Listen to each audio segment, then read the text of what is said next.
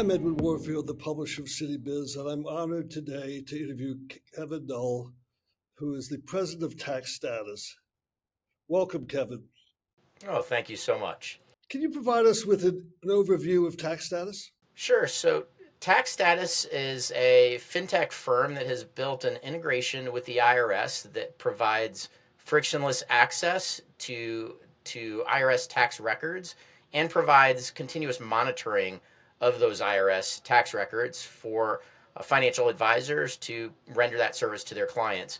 And in doing so, we're able to help identify significant tax and financial planning insights as a result. So, how did you become a subject matter expert in your field, and can you share some of the highlights from your career? Sure. So I've spent the last 20 some odd years in financial services and financial technology, having run RIAs and broker dealers. I am a certified financial planner and have run multiple RIA firms and financial planning firms. I helped grow Money Guide Pro up through the big period there and from into before the sale to InvestNet. And since then, I've been very focused on where tax, financial planning, estate, and wealth management intersect. And how is TaxStatus changing the game for financial advisors and their clients? Well, TaxStatus has eliminated the friction of obtaining those tax records for clients and prospects by building this integration with the IRS.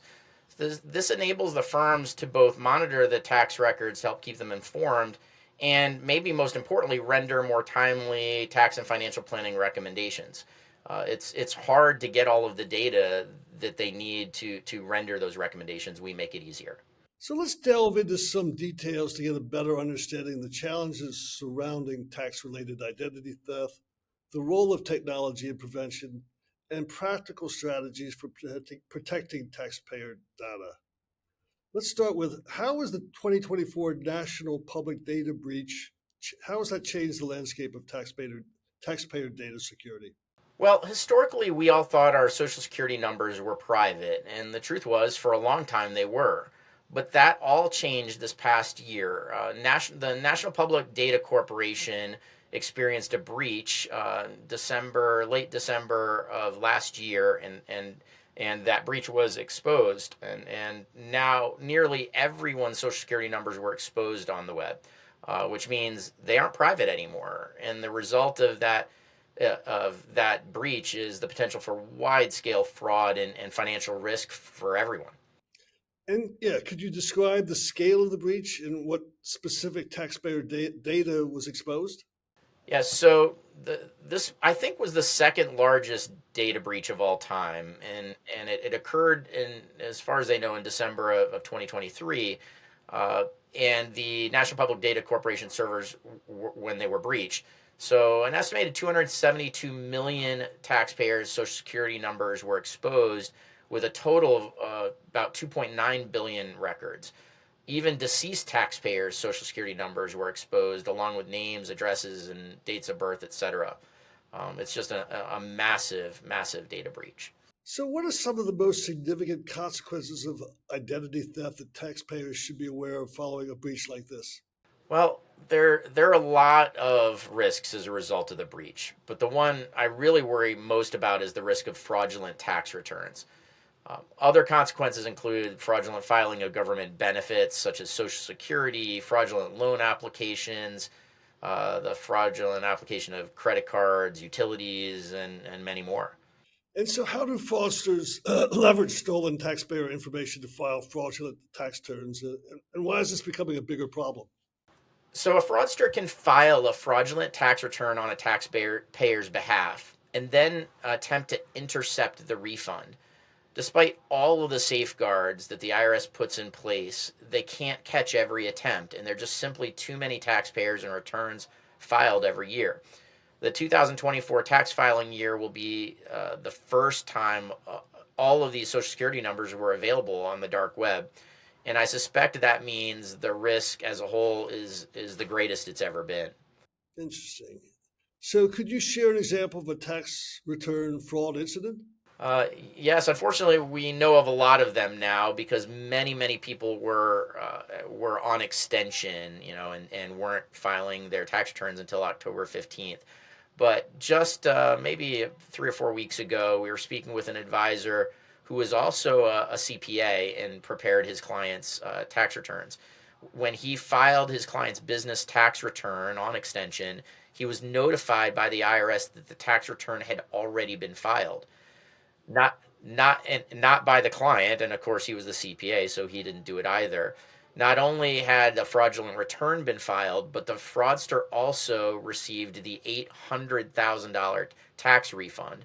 And for a small business owner expecting an $800,000 tax refund, that's a real challenge to the business. Um, and it could take a very long time to address this.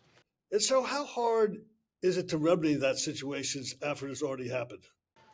It's difficult. It's really difficult because the IRS has to treat everything as, in these fraud situations, as, assume that the taxpayer may have actually gotten the refund. So they have to start from scratch and launch a full fraud investigation to try and catch the bad guy, which is really, really difficult. So they have to classify the case as fraud, they have to complete the investigation, and the taxpayer will have to work with the IRS to answer all of the questions, and then they have to wait for that process to be finished. It can take a very, very long period of time, sometimes 2 or 3 years, both for that fraud investigation to be completed and for that taxpayer to get their money back. And so, how could the tax fraud have been averted? Well, I'd strongly recommend, and the IRS strongly recommends, every taxpayer set up a PIN number when they file their tax return. That should eliminate the risk because a new PIN number is set each year once you set it up the first time. I think that's the best way to mitigate the risk, short of filing your taxes as early as possible. Keep in mind it's a bit of a race for the fraudster. So the longer that you wait, the greater the risk that bad guy could try and file a tax return on your behalf. So, how can financial advisors proactively protect their clients from the risk of tax related identity theft? Well, as with many things, education goes a long way to prevent damage. So, suggesting to clients that they obtain an IRS PIN number for all of their entities, as well as their personal IRS account. They can also communicate with the client's CPAs. Credit monitoring is always a good thing to have in place, and provide that education wherever they can with the clients. But I think most importantly, they should suggest filing taxes early and not waiting. Even with all of the other precautions, I would still recommend that. Clients can also go directly to the IRS to check on their IRS account. And can you elaborate on how technology driven monitoring solutions like TaxStatus help prevent or quickly respond to a tax related identity theft and fraudulent returns? So one of the benefits that TaxStatus provides as part of their service is a tax monitoring service that continuously checks for changes on the taxpayer's IRS tax account. So we're notified when a return is filed. We then notify the advisor when that IRS receives the tax filing on behalf of the client.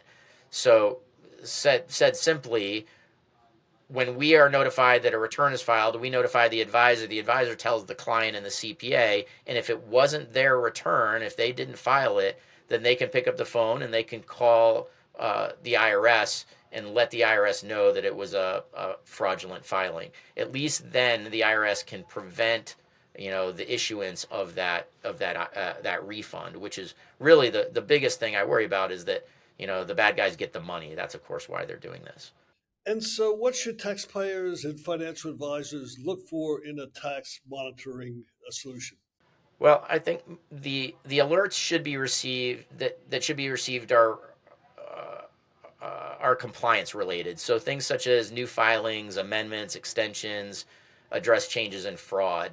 So those are the alerts you should be looking for. They should be continuous and proactive, meaning the advisor and the client should not have to remember to check them, and that's the big differentiator that we offer, is we are notifying as we receive those alerts, and that can help mitigate the risk. So, with so many data breaches occurring, what security practices do you recommend individuals and business adopt to safeguard sensitive information? Well, today, I don't know how many you have, but I think I probably have over 100 passwords, and and every day I'm forgetting the one I just changed yesterday. But nevertheless, we really should recommend using very complex passwords. Avoid emailing documents with tax ID numbers or account numbers. Avoid leaving physical mail in your mailbox too long, because of course a lot of this information can be in your mailbox. I always recommend signing up for credit monitoring that also monitor your passwords and dark web activity. But you may, and to make some of this easier, you may want to consider a password application that creates those really complex passwords, so you don't have to worry about changing them, and you can avoid making them all the same, which is what most people do. And so, how can taxpayers take advantage of the IRS Identity Protection PIN program to add an extra layer of protection?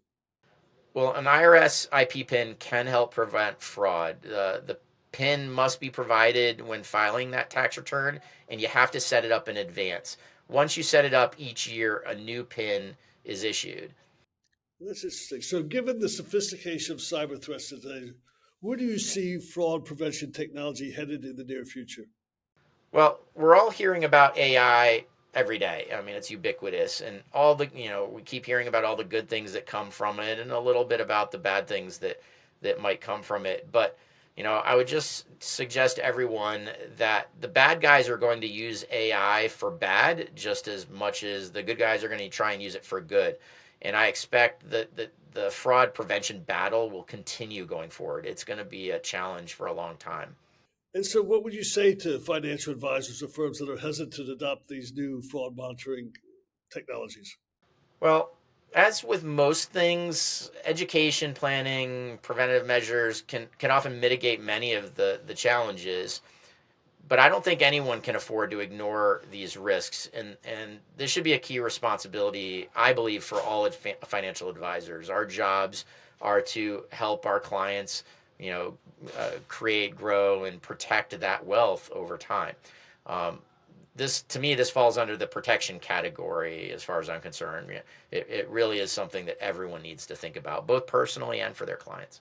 Well, what are TaxStatus' plans for additional growth and innovation?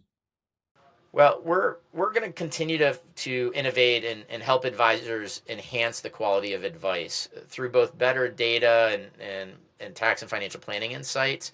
But we'll also build a more robust engine to help foster that advice and help provide a lot more information to the advisor, so that they can ultimately render better outcomes for their clients. At the end of the day, we think better data and better advice leads to those better outcomes. Well, Kevin, I want to thank you for sharing this insightful introduction to all the threats that we're facing as a consumer. Uh, and keep us apprised as you move forward with your company. We want to keep abreast of your growth and innovation. Again, thank you for your time. You're very welcome, Edwin. Thank you so much for having us.